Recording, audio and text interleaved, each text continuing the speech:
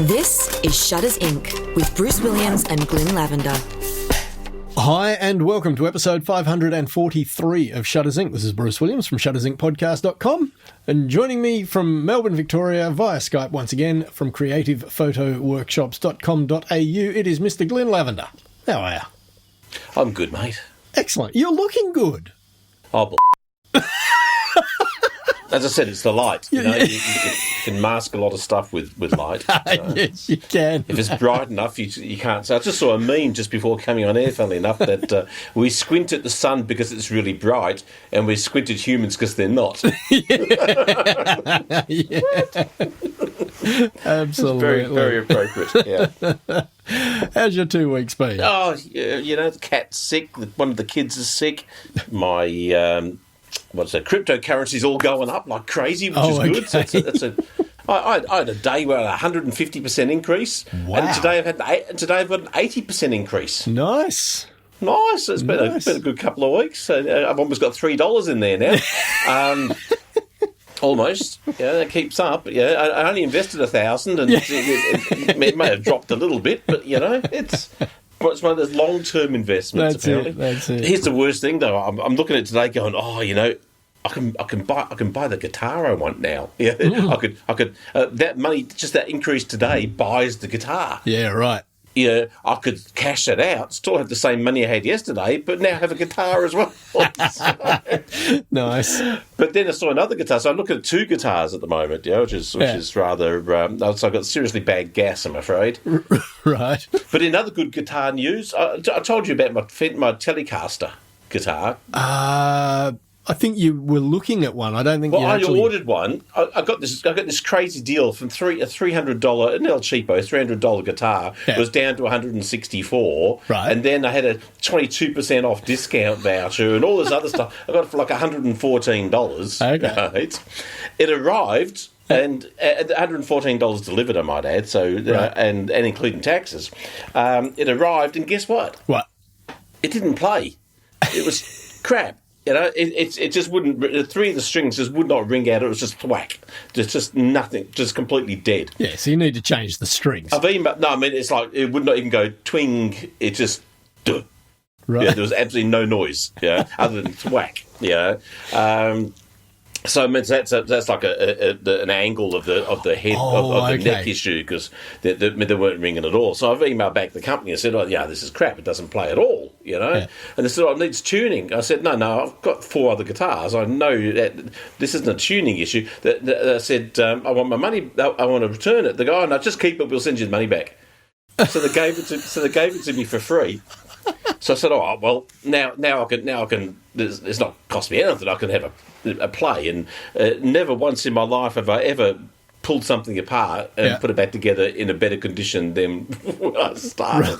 But I figured this is already pretty. So I thought it was a good time to learn something about guitar. So I pulled the whole thing apart. I literally stripped it down. I worked on all sorts of stuff. I ordered in some new strings. I got in some tools. I watched some videos, put it all back together. It was better, but still not good. Right. You know, went to my guitar tutor on Monday and sort of showed him, and he goes, "Oh, this is a great guitar. I mean, this thing rings out like crazy good.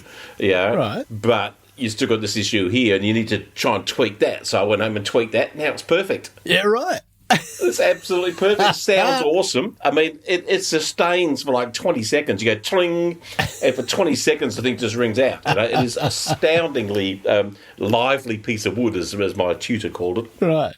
And so for zero cost, so I figured I could invest that money in another guitar.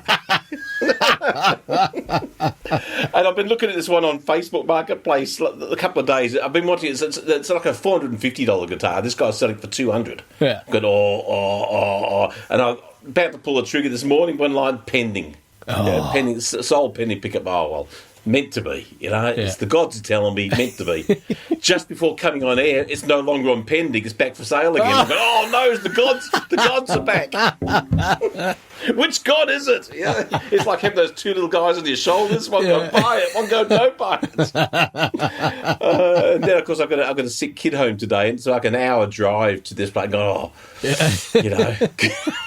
The kid is the kid being home meaning I can't drive out there, the gods, or I don't know. Or maybe 2 hours out of the house would be good for the kid. Yeah, and then I found this awesome deal on this other guitar that's normally $9.99. Yeah. Everyone around Australia sells it for $6.99 to $7.40 to $7.79.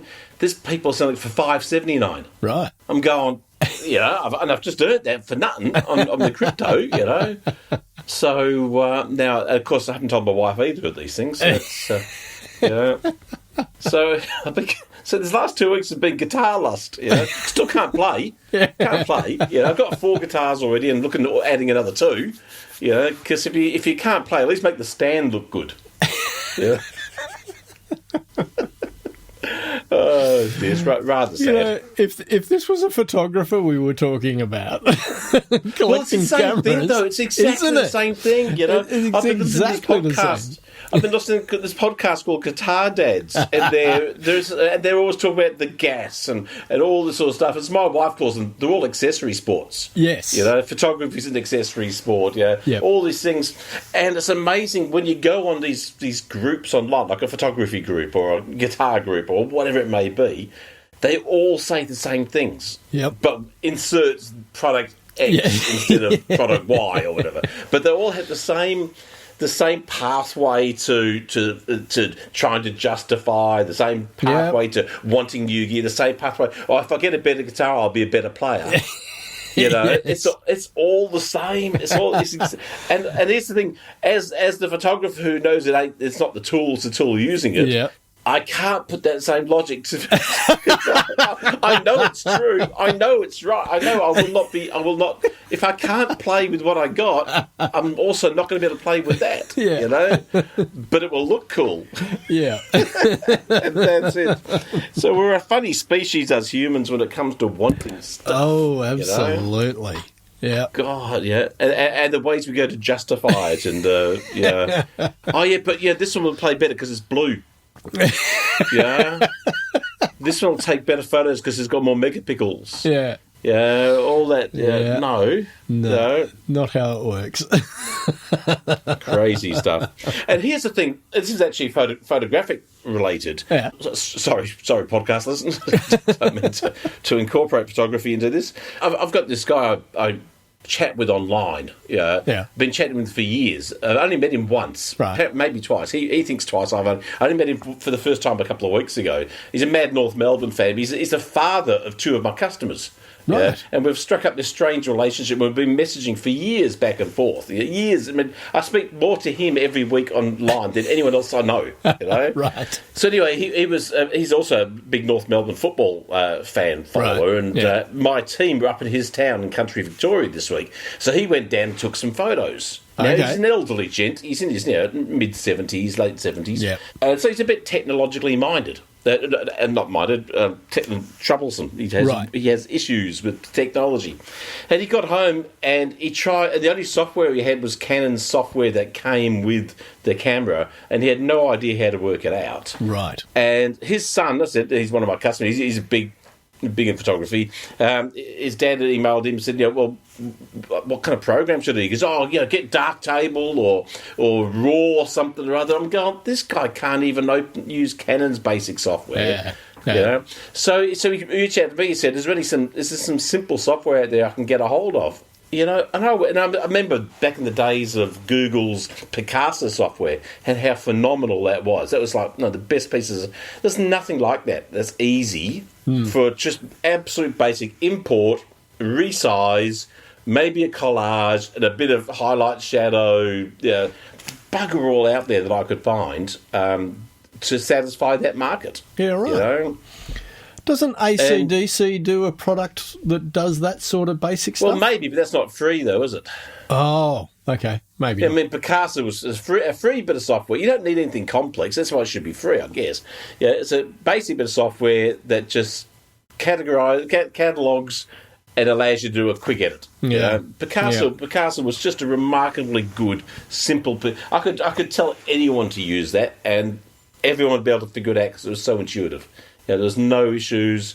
And even, so I've got him to find this one called Earthfriend View, I think it was called. Earthfriend View, yep. linked in some YouTube videos, but it really astounded me how tricky it is for the casual photographer. Yep. To after all these years of digital, to have a quality, simple product. Yep. You know. Yep. And not one that requires constant. Okay, spend $20, $20 piece of software. Mm-hmm. Yeah. That doesn't require every 2 years to buy a new version of it. Yeah. That's just something. Yeah, one $20 investment, and that's fine. 30. I don't know. Maybe no. I don't. I think $50 is too much. Yep. I think for your casual, a couple of times a year user, a $20 investment. Yes, there's a good market there. I think if it was promoted well enough. Yeah. Because there's got to be a lot of people in his situation, and the same thing that it should also be able to access your phone photos. Yeah, in the same way. So people can just plug their phone in, open up this really basic bit of software. They can put together a little album of photos. They can make a little collage. Maybe people would print more from. I don't know. There'd be a lot of opportunities for people to do stuff with their photos rather than just leave them sitting on their phones. Yeah. I'll just have a quick look at my library here. One folder alone's got 25,234 photos in it on my phone, and that's quite a few. Just a few, yeah. And there's so many people I know who have got 10 or 20,000 photos in a folder on their phone, and that's probably the only place it is. Yeah, right, yeah. Yeah, so that's I've got them backed up online, of course. But if it rains, does that mean they fall out of the cloud? I don't know how the whole thing works, but there's something like that. Did someone say technological struggles? But I think there's a real hole. Interesting. I've waffled long enough for our short podcast on that thing. Needless to say, can we hurry up? I've got to go buy a guitar. Of course. Well, should we cover some stories? We could. Have you been okay, though, just quickly? Not that I care, but the listeners I actually might. had the camera out this fortnight. What? One of my 3 brothers-in-law had his 40th birthday. What day is it? Yeah. It was Saturday night. I'm losing track of the recently. weeks. Yeah, and he had said to me, I had actually seen him 2 weeks prior, and he did say to me, he said, "You're coming to my 40th?" I went, "Yeah." He goes, "Would you mind bringing your camera?" I was, "Yeah, no problem." So I took my camera along and, just shot a whole bunch of portraits here and there and, lots of candid stuff and... just generally covered the event for him so that he'd have some images to look back on. So, Keep talking, Bruce. Yeah. The listeners are more interested than I am.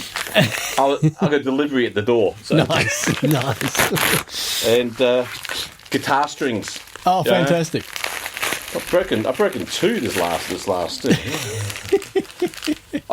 Tuning the wrong way and over tuning them. Right. So tune a guitar. Yeah. So anyway, did that.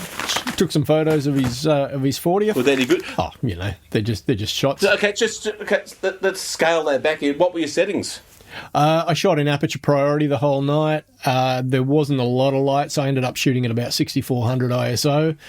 Didn't bother with any flash? Nah, no flash. Oh, okay. I thought about it and then just went, it's an A7 III. I can shoot at a gazillion ISO without any noise. So yeah, but the lights would be crap. Yeah. But, Photosgraphia, Bruce. It's good to see you putting your best foot forward. Yeah. So anyway, did that. Work's going well, having a ball. We're looking at buying another house. Oh, and actually move or an investment? to move to sell this one and to move a bit further north so that my commute is not so onerous. Yes, thank you. Yeah, exactly. That's a good word, isn't it? Yes. So it takes me about an hour 50 door to door each way at the moment, which is pretty. Wow. Yeah. Onerous. Yeah. Over 3.5 hours a day. So, man, that's nuts. Yeah. So, and we're sort of looking at an area which will mean that Kath can stay working where she is, and her commute will remain the same. It'll just be in the opposite direction. Okay. Instead of travelling north, she'll be travelling. So you're not doing anything to make her life easier. That's it.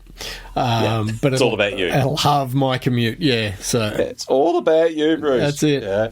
Are you looking for something smaller or same size or bigger? Yeah, whatever. As long as the... It's just that you're empty nesters now, that's all I'm thinking. That's exactly right. The thing is, we've grown very accustomed to having a house that has large rooms. Yeah. And when you want to keep that sort of, spaciousness within the house, you're basically forced to buy a 4-bedroom or larger house because no one builds a 3-bedroom house with large rooms. Exactly. We'd be more than happy with a 3-bedroom house if we could find one. 3-bedroom with space. Yeah, exactly. So even a 2-bedroom with space. Yes. Because what do you need 3 bedrooms for? Well, but 2 bedrooms with an office. One to sleep in, one as an office for me, and one as a guest bedroom. So that's the thinking. But having said that, we have found a place that we are very excited about. And we could buy it for pretty much the same money that we could sell this one for, but we need to get this one on the market ASAP. So I've actually got a real estate agent coming this afternoon to have a look at this place and talk about getting it on the market. So, is the area you're in a desirable area for sales? Is it a thing that it's not going to... Very, very much so. So good. So it's not an area that you might have to sit for a while for it to get interest. No, I think we'll sell it pretty quickly. Awesome. Yeah. So that's all the excitement. Just put the other one on lay-by. And just put a small deposit down and pay it off in instalments. Yeah. And which is what a mortgage is. Yeah, that's right.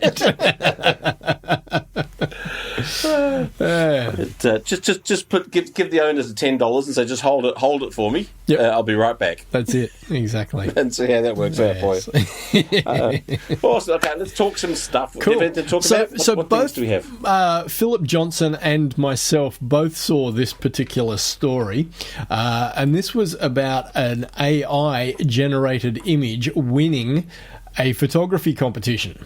I think we should refer to it as the pirate stuff from them, because it's got the I. Because there's a better name than AI every time. Yeah. So pirates.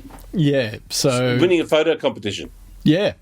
So a Sydney-based AI art studio called Absolutely.ai works on the mission statement, who is the better artist, man or machine? Let's find out. On Wednesday evening, the studio won a photography competition. I don't know where we go with a story like this. I feel like we're beating the same horse every week or every fortnight when we record, because this is just going on and on and on, isn't it? This whole AI thing. Yeah, but it's a big conversation to be having, so it's okay to keep revisiting, I think. And yeah, it's a cool image. I mean, you've got to then say, okay, the computer isn't self-aware and can't generate that image itself. So it still requires someone to... some sort of input. A visual story for it to work on to start with. But one of the articles I put up there is the Supreme Court in the US has just denied AI for having any copyright. So you might generate some amazing thing with AI, but you don't own, and it can't be copyrighted, that image, because they're non-human... generated the image. Nice. So you think about who's going to invest as a company a massive campaign with this amazing image done by AI, if anyone can then just go grab that and start using it to dilute their impact of that campaign. That is interesting. Sorry, I just wanted to mention this from this particular story was one line that said, before you ask, the studio immediately fessed up and refused the cash prize. Well, that's good. So that's good. I mean, and you've got to test the market with these things, and I've got no problem with them doing that. Yeah, because it's something that all these competitions will have to start to address, and it's something we had an issue a few years ago with a professional photographer here who was, we won't mention Lisa Sard's name though, where she was taking pieces of clip art and all sorts of stuff and claiming to be her own photos. And I can't remember where I'm going with that. There was a reason why I brought Lisa Sard. The fact that she won, a massive competition, many tens of thousands of dollars. But that whole scenario made photo competitions have to start saying, okay, well, we need to see your source imagery. We need, if it's a composite, we need you to not only submit the image, but also submit your source images to prove that it's a genuine work of art. That was starting to come in because of that cluster. So it'd be interesting then, okay, if it's AI, if they're worried about it. Because I've got an article down a bit later about electronic cars, back in the 1880s, and I'm looking at some of the photos. And I'm going, is this a real photo, or did they generate this with that? I'm starting to doubt what I'm seeing with my own eyes. So if you're running a mega tens of thousands of dollar photo, or even forget even the money, you're running a prestigious competition, art competition. You're never been at more peril of making a choice that is not a human generated image. So it's fascinating stuff. I still love the AI stuff. I've seen some remarkable stuff done with it. I commend the Supreme Court for going the no copyright thing, because I think, as creators, there has been a lot of screaming in the wilderness over the last 6 months about where's the payment for the people whose work the AI is using as inspiration for its generated content. So I think it's good that there's this no copyright claim idea being applied to AI, and I'm sure that's stuff. got more to play out in court as well. I'm sure course. it's not going to be the end, but you think about it, if it can't be copyrighted, who the hell's going to use the imagery for any sort of commercial and who's going to want to venture? invest in it if there can't be a royalty-like return on the generated content. Just slightly tangential to this, we don't do that here, though, Bruce. We always stay perfectly on track. Always. During the week, all the operations coordinators within the ABC every 2 weeks have a video hookup around the country. And one of the things that came up in this week's chat was AI-assisted audio reconstruction. And one of the tools that one of the other ops coords had found some stuff, and he shared some links that we all had to listen to the audio. And one of these tools would basically take really badly recorded audio. Quite often you send a journalist out to do a press conference or something. They've got they're not audio engineers, so they don't think about microphone proximity to the source, and they don't think. Have you ever watched a football press conference afterwards? It's the year 2023, and you can't hear a single thing, single question the reporters are asking. So you can see all this muffled sound, and they don't think about the acoustics of the environment in which they're recording and things like this. So you quite often get this actuality that is good content that the listeners actually want to hear, but it's badly recorded. And what some of this AI audio reconstruction software will do is try and de-reverb, a reverberant environment, and it will try and reconstruct missing frequencies. So if stuff has been transmitted over the web at a low bit rate, and so a lot of the low-end frequencies are removed and a lot of the high-end frequencies are removed, it'll try and reconstruct all that stuff. And one of these particular tools, it's modelled on this idea of it knows what a good, and I'm using air quotes, radio voice should sound like, and it basically tries to take whatever input you give it and make the output sound like a good radio voice. And for the average listener, it would probably sound amazing. Yep, for sure. But as an audio engineer, I listened to it and went, that's just awful. How far into that technology is it? Is this generation 1, generation 2? As far as we are with AI generated imagery, it's going to go amazingly up from there. Absolutely going to get better, but right at this point in time, you go, this isn't ready for prime time, But there will be people who will use it. Put it straight, if it's the choice of that or bad audio, you're going to use that, aren't you? That's exactly it. Yeah. If it's important audio, if it's a Kardashian speaking or something, important stuff, make all the difference in the world. Wow, that's tangentially, but it's cool. That's really interesting. I wonder. I'm just thinking because my brain always goes a million miles an hour, and I'm trying to think. Well, how can I use that in my life? And I'm wondering, if I strum my guitar, will it make me sound good? Yeah, will it sort of There'll probably be software that'll do that in time. fix in all the notes that I don't play, and all the ones I hit that are bum notes, and fix up all my timing, and then actually make it sound like the song I was playing rather than what I actually did. That'd be awesome. There we go. You can just imagine the next generation of Clippy. Remember the little paper clip in Microsoft Word? Yeah, right. It sounds like you're trying to play Stairway to Heaven. Would you? That's right. Please take your fingers off the strings and let's do it for you. Well, it's like those organs, you get those pianos where the keys light up so you know which one to press. Exactly. Maybe the strings will start to glow. Press your finger here. Like what was it in those Xbox games and PlayStation games, the Guitar Hero, where all you got to do is press the button and hit at the right moment. What if they came out with like tactile glove things that just clipped around the tips of your fingers that actually had like an exoskeleton over the tops of your fingers that would actually move your fingers for you? Is it? They make your hand go up and down. Yeah, awesome. Yeah, that could actually be a good learning tool in some ways. Yeah, maybe it could be. But say, has the self-playing pianola ever made anyone a better pianist? Probably not. Interesting stuff. Okay, what else have we got?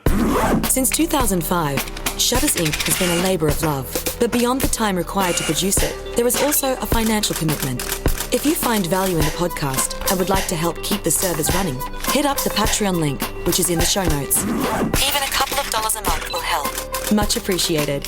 Now, back to the podcast. Philip Johnson sent us another one to SBS On Demand. So this is only good for our Australian audience. But this is I assume it's only 4 parts because there's only 4 episodes on the website at the moment. But it says it's season 1 of the Great British Photography Challenge. So it's obviously a reality TV show. It's PC rated. There's 4 episodes. And for our Aussie audience, these episodes will expire at the end of February. So as we're recording this, you've got about a week and a half, 2 weeks to watch them. And they're around about an hour long. So there's about 4 hours of content there. The search for Britain's best amateur photographer begins with a blustery Brighton seafront, a nature assignment in the New Forest with Chris Packham, and a celebrity portrait with Anna Friel. So yeah, might be worth having a look if you're interested in a little bit of camera-related TV viewing. And if you're unlucky and don't live in Australia, you might be able to search it up and find it on a streaming service near you. Yes, or use a VPN. Oh, yeah. Pretend. Yes. So I do that often because when I get sick and tired of the YouTube adverts, I change countries and watch them from other countries. It's the best thing it's the best use of VPN there is, Bruce. See, I just pay for YouTube and I get ad-free anyway, so... You pay for YouTube? I do. Because I use YouTube Music. I don't use Spotify or Pandora. But can you pay for normal YouTube? I don't think you can pay for normal YouTube, can you? Well, the thing is, it's all the one thing. So when you pay for it, you not only get YouTube without ads, but you get YouTube Music as well. So it's effectively like getting Spotify or Pandora. You basically got access to... How much does that cost a month? 17 Australian, I think it is. At the moment. Not too bad. Yeah, and like I said, you're ad-free on YouTube. So I can't remember the last time I saw an ad on YouTube. It'd be 6 or 7 years ago now. So I'm quite happy with that. Interesting. Paul Sutton sent us a link at Petapixel, The Limits of Computational Photography. This is a really interesting story about a guy who's a software engineer. His name's Will Yeager, and he was recently discussing laser etching with an engineer/font designer friend of mine, and I wanted to show him a picture of some really good laser etching on a particular piece of optical equipment. So what he did was he took a photo of this laser etching with his iPhone 14. And he said when he first pressed the shutter, the image looked great. But then a couple of seconds later, the iPhone had done its computational stuff and it, quote unquote, improved the image and made it look absolutely awful. And the rest of the article goes into exactly what's going on in the software to make a complete hash of what should have been a fairly simple photograph to take. Yeah. And he then compares, the output from the iPhone 14 Pro with what he was able to shoot of the same subject matter with a Fujifilm X-T5, where there's no computational photography going on. So, yeah, really interesting concept. And Paul mentioned that there was an interesting comment at the bottom of the article that says, in any case, the camera is just guessing what's in your image. If your image is out of band, that is not something the software is trained to guess, any attempts to computationally improve your image are just going to royally trash it up. Also, thank you for featuring my image last week. That's his image of Ayers Rock. Did you? Appreciate your efforts and keeping me entertained, Paul. Sorry, what were you going to say? Yes, we did. We used his Ayers Rock image as the podcast image. Was it an Ayers Rock image? Yes, mate. Thanks for keeping up. Paul's next one was how Photo Mechanic got a real big kickstart. Something about an American football sport big thing was the first time it was used. This link, I'll put in the show notes, is all about the Super Bowl 32 in 1998. It was the first time that Photo Mechanic got used for these pro sport ball images coming off the field in real time. And it was before Photo Mechanic was actually released to the public. It was sort of still a work in progress. Huh. So, and then he also sent us one. He said, Glynn, I immediately thought of you and how you like to make things yourself. This is a quirky camera for €150. It's 489 megapixels, and you can't go wrong. I'm thinking of making two of them so I can get to 1,000 megapixels first. And there's two links for this story. One's an F-Stoppers blog post about the camera, and then the other one is grabcad.com, which is actually the project that's in development for this. The creator calls it a scanner camera, and he does say he was basically trying to keep the costs as low as he could.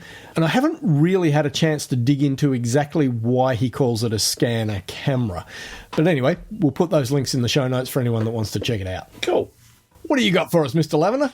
Well, funnily enough, back on AI again. Yeah. It's just an article on BBC about people have been creating AI images of the Turkey earthquake and like rescuers saving little kids and stuff and using those images for fundraisers. Oh, wow. That's great. Yeah, so they're starting...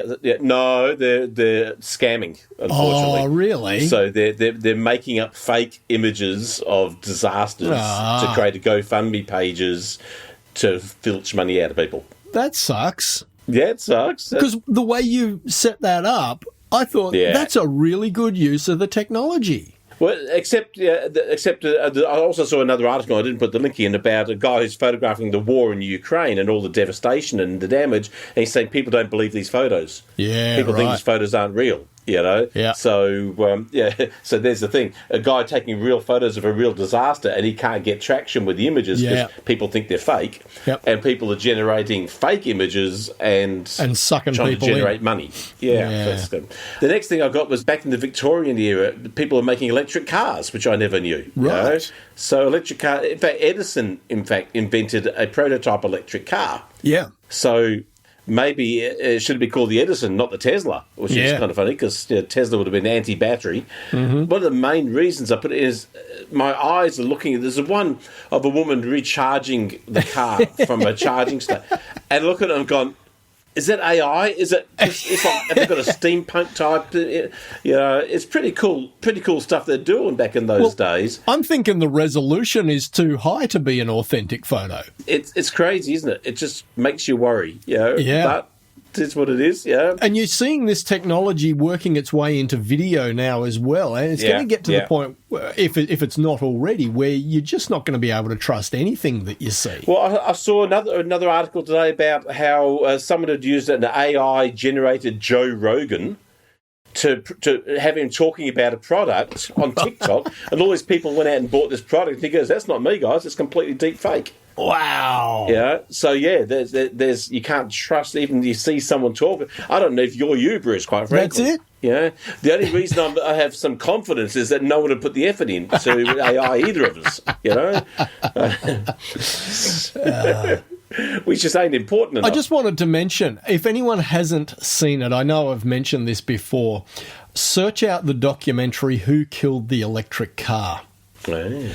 It is brilliant. And in that, they did talk about the fact that back in the late 1800s, there really was a race between those proponents who were pushing the idea of an electric vehicle against the other mob who were pushing the idea of petrol-powered motor vehicles. And it was really interesting about how, you know, we ended up going with the internal combustion engine over an electric engine. Well, here we go, I honestly think it was simply the electric engines just weren't quite developed enough. You know, if they'd had maybe another 5 years of development before the internal combustion engine came along, we probably would have gone the route of electric vehicles. But they still would have had all the limitations that even today, 100 years later, have that distance. Well, if electric vehicles had won that race back in the late 1800s, I don't think we'd be stuck at the same point we are today. Not now, No. but then. The problem is they had the same problem then as that we have now. Then, do you take choice A, a combustion engine which can give you almost unlimited travelling and easy, quick, fast fill-up, or do you want something that's got limited distance and slow fill-up? Yeah, that's the conundrum they would have had back then. It never had a chance to win. Realistically, because it couldn't be mass. You couldn't mass. It didn't mass solve problems. No, I couldn't drive from here to Sydney easily. Even now, it's a pain to drive from Melbourne to Sydney. With an electric car, because I can do 500k. So I've got to stop halfway, and even if I've only got to stop for an hour or an hour and a half to refuel, that's an hour and a half. Exactly. Well, I can do that in 5 minutes in my car. You know, I can get drive back on from the Melbourne road to Sydney in my car with a full tank of gas. And if I had to fill up, it's a 5-minute fill up. You know, it's that whole, even today, that distance stuff, zipping around the shops, going here to normal day-to-day use. I reckon electric cars obviously killer. But anything to do with distance, it's still unsolved. And do you ever see a time where they'll be able to charge that many batteries any faster? I mean, what kind of way of not blowing up your batteries do you need to put them? Anyway, my next article I've called Toasty Christ. Yes. It's a guy took a photograph of lightning striking the Christ the Redeemer statue. Yes, I saw this through the week. Amazing bloody shot. So that was just pretty cool. And the last thing I've got is, because of you, a dark table at risk of dropping support for Mac. Yeah, I did see something about this through the week, but I didn't really read it that closely. Well, apparently its sole developer for Mac has decided to move on. Right. And there's no one to replace him. Well, look, I can tell you now that there's only one guy maintaining the Windows version of Darktable as well. Jeez. Because Windows was the last version of Darktable to be actually released to the public. You know, the Windows version only came out about 3 years ago. And as far as I know, there is still only one guy supporting that. So, you know, if he decided to pull up stumps, then we'd be back to just the Linux version only. And I think that would be a very sad day for Darktable, because it would severely limit not only its existing user base, but also its chances of growing. Oh, totally. I mean, it's never. I mean, Linux is only ever going to be a niche world. It's like people using Android phones. You know, it's the same thing. It's clueless. But so I thought that's interesting. So it'd be interesting to see if someone else steps into the void, or whether it stays that way. And cool. All right, mate. Well, you have a good 2 weeks. I hope to. Have you got anything planned? Any photography expeditions planned? I might go buy a guitar. I might take a photo of it when I buy it. Excellent. Well, no, I've got Friday. That's tomorrow, isn't it? Yep. Actually, it's going to be 41 down here tomorrow. No, Saturday. I'm going to be photographing a intra-club football game. Right. I've got a busy day. So I've actually got a social day. My football club's fun day, followed by an intra-club. followed by a live stream join in for the Guitar Dad's 100th podcast, Nice. and then an afternoon with friends. I mean, it's like this is the most social I've been in 10 years, Bruce, in just the one day. So I'm photographing that. Then next Friday, I'm photographing the first proper pre-season game between my team and Richmond Football Club. Sweet. So, a couple of things to photograph. Yeah. Nice. And I might take some photos of the 1, 2 or 3 guitars I buy between now and then. Fantastic. It depends what kind of guitar I get. It will depend on how my crypto keeps going up. Right. Oh, God, Jesus, dropped $20 whilst we've been speaking, Bruce. It's dropped $20 whilst we've been speaking. Right. This is just unbelievable. This stuff's so volatile. Anyway. That's it. All right, mate. We have a good couple of All weeks, and I'll you too, mate. talk to you soon. soon. See ya. Bye, everybody. You've been listening to Shutters Inc. For questions, comments, and feedback, email theboys@shuttersincpodcast.com.